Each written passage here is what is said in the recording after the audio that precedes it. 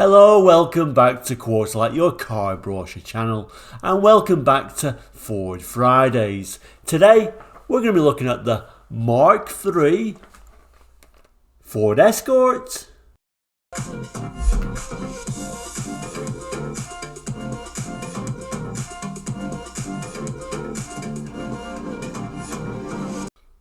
Welcome back, and Quarterlight, if you don't know it, we're a car brochure channel, so if you're interested in that strange and kind of like guilty pleasure, please consider subscribing. Anyway, today we're going to be looking at the Mark III Ford Escort. First launched in September 1980, it ran till 1986 and was a change for the Escort range. Finally, we got front wheel drive. We'd lost that archaic leaf suspension, independent suspension all round now. We've got a nice hatchback at last. It was a big change, and unlike the Mark II, it was a fresh design off the drawing board.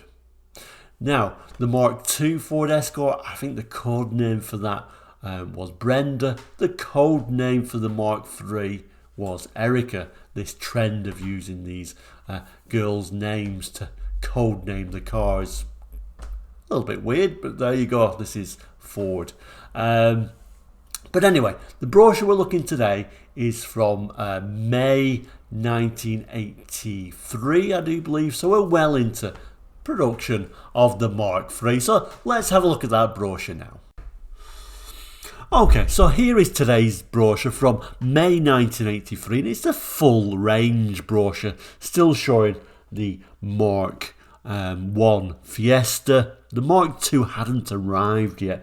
The Mark II Fiesta came out in, I do believe, August 83. This is May 83. So these are the last few Mark 1s still being advertised. Hence why we're not going to look at the Fiesta. We looked at the Fiesta Mark 1 not long ago. And look at the size of this brochure. It is absolutely huge. It must have cost them a lot of money to produce these brochures. It's sad that these days have gone of brochures in this huge detail, although I'm sure it saves them a lot of money not having to produce a brochure and just having it on a website. But still, it's far nicer to have something in your hand. Maybe I'm just old-fashioned like that. The Ford badge clearly displayed, and now we've got the title Ford Gives You More, which came on the sort of advertising campaign on the TVs. Always Ford Gives You More were always the slogan at this time. Anyway, we'll go for the brochure. Gives you the full range of what we're going to be looking at. Starts off by showing or showcasing a Mark 1 Fiesta. Gives you these futuristic designs, very interesting little things, particularly this little guy, very unusual. The force behind Ford. Quick look at fancy Escort, looks like the RS. Before it gets to the Fiesta first, like I said, we're not going to look at the Fiesta because we've already looked at the Mark 1 previously in a different episode. So we'll just flick through this. Although we will pause briefly to look at the XR2. I think the XR2 came out in around about, was it 81, the XR2? I'm sure a Ford expert would correct me if that's not right. But around 81, the XR2 came out. I have to say it's my favourite Fiesta. They also continued it into the Mark II as well, but look at that. Kind of like the insurance groupings eventually killed this type of hot hatch off in the 80s, but at this stage it was all new, and you know, there was something different to look on the roads for sure.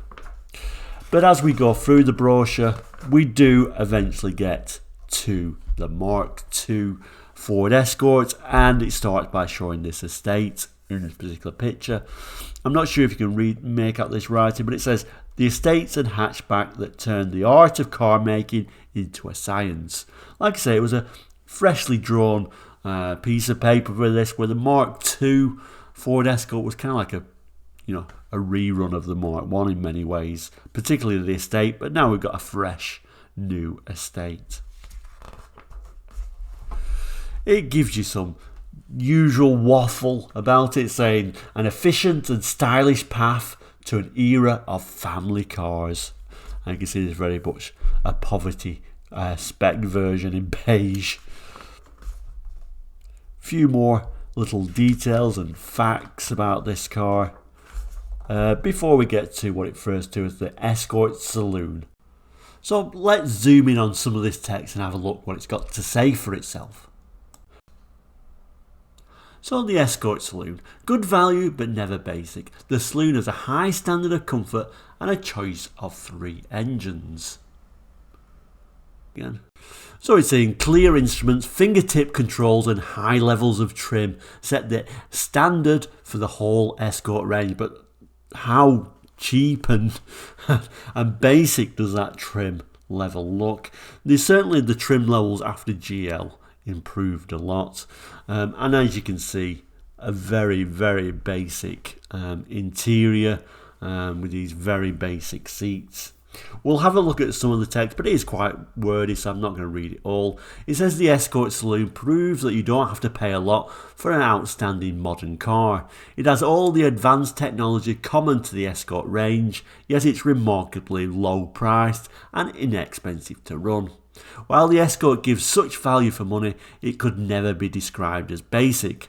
There's a choice of 3 and 5 door bodies, 1.1, 1.1 economy and 1.3 engines. The 1.3 has electronic ignition.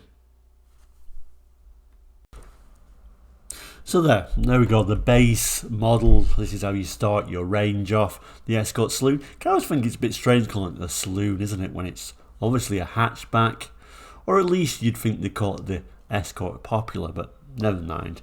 They decided to not name it, I guess. But anyway, as we move up the range, we get to the Escort L. So let's have a look at some of the details there. But you can certainly see on the pictures, no chrome on here, looks very basic, got lots of black trim. We do at least have a headrest now though.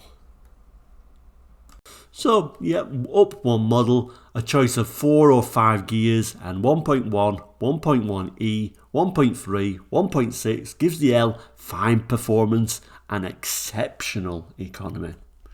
We'll have a quick look at the interior there.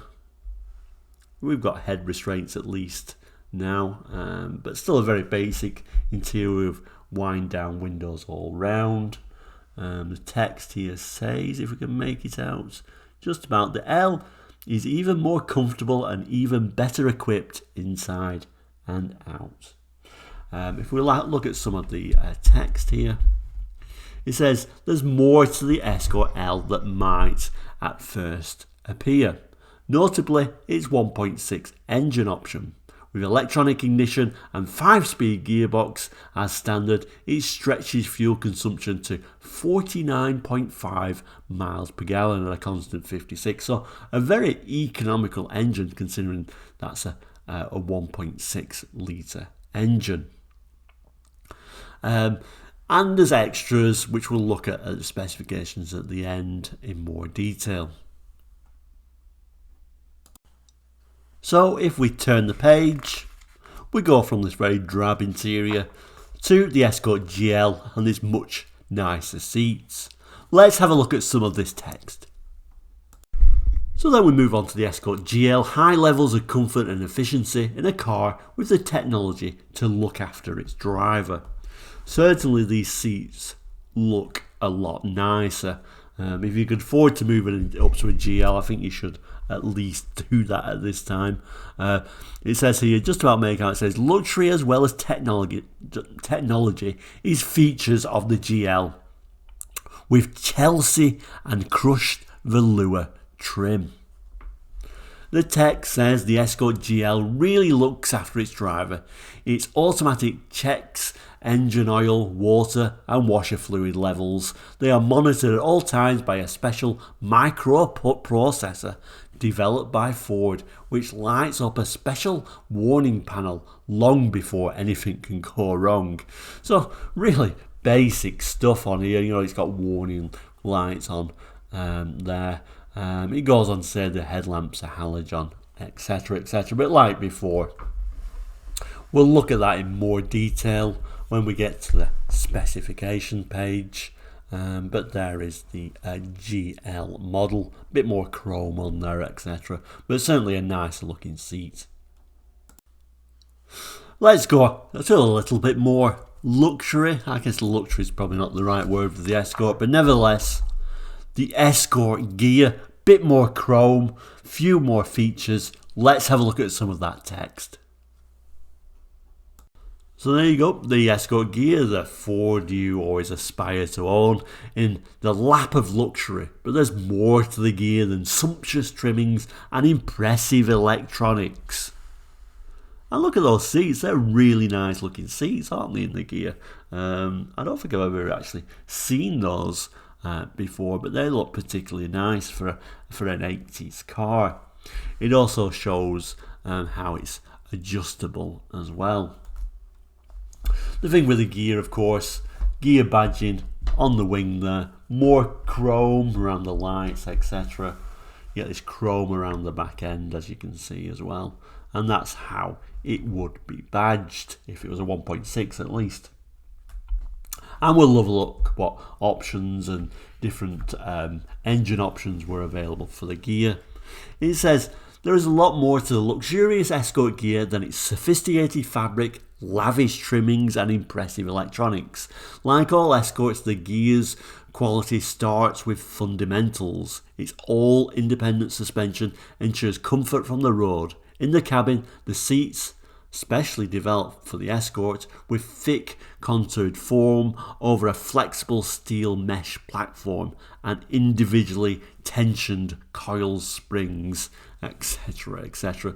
It goes on to say there's a choice of cut pile carpeting and Chatsworth and crushed velour door and seat coverings. It says the two engine choices are 1.3 or a 1.6, but like before, we'll see more specifications at the back. Okay, let's go sporty, and like the Fiesta, we've got a sporty Escort, the XR3i. I think probably one of my favourites of the Escort range at this time. Ford were very good at, putting nice alloys, few spotlights, a little bit of a spoiler on it, and making it into this hot hatch. The hot hatch era is growing. Let's have a look at some of this information. So your sporty model. So Ford's fuel injection Flyer is capable of 116 miles per hour and combines refinement with razor sharp handling. And that's what your interior of your XR3 looked like. Still pretty basic. I was never a fan of the very square binnacle at the front there, but a nice 3-spoke steering wheel. It also gives us a look at these seats. It's a sporting interior, complete. The rev counter and bucket seats adds to the XR3i's appeal. And you can see those rather delightful alloy wheels that certainly recognise it to be a more sporty Ford. These spotlights, and of course, in typical fashion, anything that's chrome is replaced with black.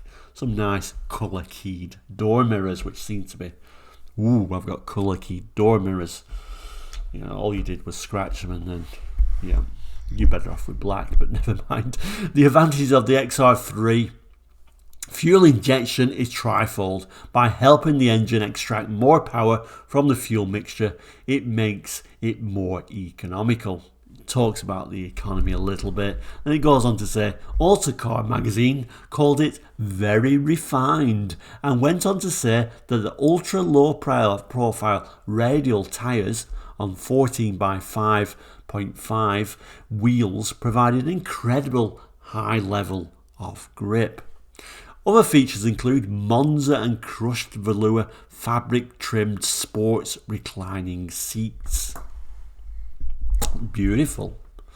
It then goes on to tell us that the XR3i is a classic example of the link between the road and the track, 105 brake horsepower version, the 1.6 overhead cam powered unit available on the L, GL and Ghia. It talks about a little bit about to match the high-speed capability. The XR3's aerodynamics are honed by spoilers and wheel arch air deflectors that make it even more slippery. 0 to 60, 8.8 seconds, top speed 116. So we move away from the sportiness to the estates. The Escort 3-door estates. I always thought it was weird having a 3-door estate. Maybe it's just me. They look okay, but you know, if you've got an estate, you think you've got a family, you'd well like that extra door, but maybe I'm wrong. But let's have a look at some of the information anyway. So the Escort 3-door estate, even roomier than the saloon, but with similar aerodynamics for outstanding all-round efficiency. This particular one gives us a little bit of a glimpse on the new automatic transmission on the LGL Ghia 1.6 saloons and the LGL 1.6 estates. Little bit of an idea of how beneficial it was to move up to an estate model with those folding seats. We'll have a quick look. It just says the wind tunnel tests that determined the styling of the Ford Escort didn't stop when the design engineers were satisfied with the saloon's aerodynamics. They continued until the engineer had also pinpointed the most efficient and stylish shape for the estate version. And typical fashion of an estate, a picture of some random furniture put in the back. Let's turn the page. We get to the more practical 5-door estates. And like I say, a new design. Like I said, it's new for Escort because it's a long time since they've had an actual proper new designed estate, but here it is. This particular one, it looks like it's a GL version that's been shown here. Let's have a look at some of this text anyway. The 5-door, so 5 doors give the Escort estate huge loadability with even more practicality. And a little bit of a side shot there. The Escort rear doors are the same as the saloons, allowing it to retain clean lines without making it difficult to get in and out. And once again, a little bit of a tail-up shot. 5 doors make the carry-all Escort estate even more practical for the family motorist or small businessman. And you can just about make out there it's a 1.6 GL shown here. So the nicer seats. And then just reading briefly a small amount. Ford has the knack of making fine cars that quickly become popular, then refining them to be even more practical. Similar sort of vein as saying, you know, this is a very practical car if you need it. So that's the Escort range. So we've got some specifications for the different models on here, which we'll have a look at. And I think on the next page as well, there's a price guide as well. So we'll look at that as well. So I've just about got that in shot, I think. So the standard and optional equipment, showing the different engines and the top there, the different models. So the saloon estate, the L estate, GL estate, Ghia and XR3. So the estate looks like it was only available up to a GL at this time.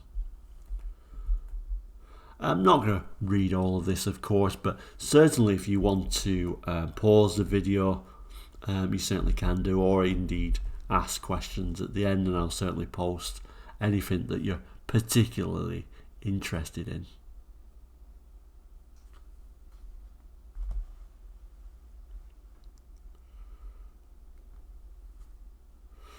So just to remind you at this stage, over here is your saloon estate, your L and estate, your GL, your Ghia, your XR3i.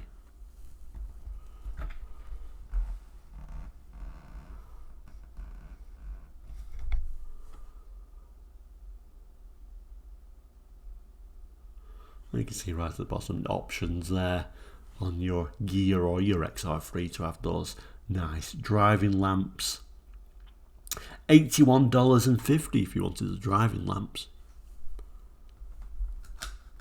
And then if we move to the other side, it talks about the continuation of vision and exterior electrics.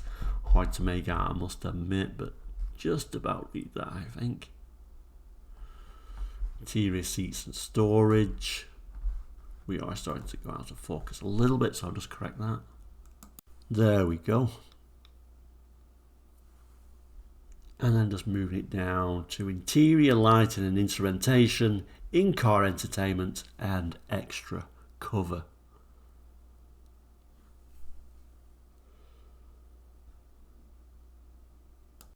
Your further specifications. A little bit on performance. Quite hard to make out, but basically it's telling us there that 1.6 fuel injection, one top speed of 116, 8.8 0 to 60.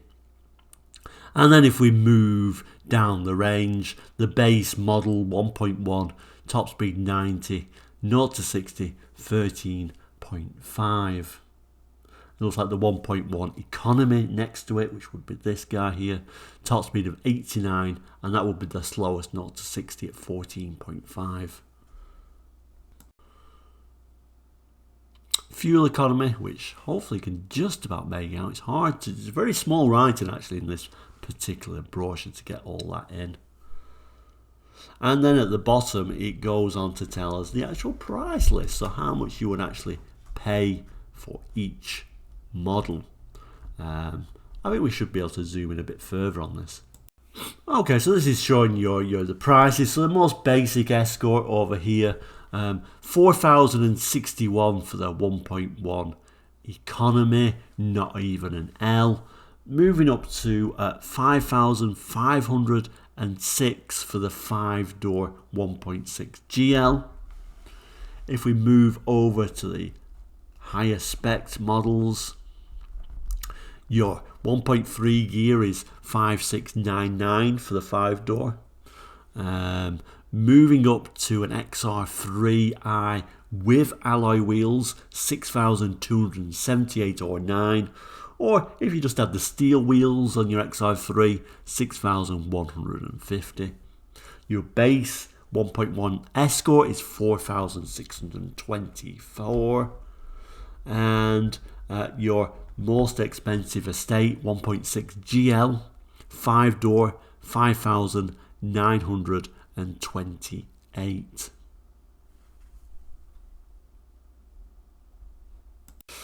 So that is your specification. You can see on the next page we're moving on to the Sierra. We'll leave that for another day, but that is a quick look at the Escort Mark III. So there we go, the Ford Escort Mark III. Once common street furniture, they were everywhere on the UK roads, weren't they? They really sold like hotcakes. But then again, when was the last time you saw a Mark III Escort? Thank you so much for watching today. I'm sure lots of you got memories of the Ford Escort Mark III. Jot them in the comments. Love to read those. But for now, we'll say please do subscribe, like, and we'll see you very soon. Take care. Goodbye.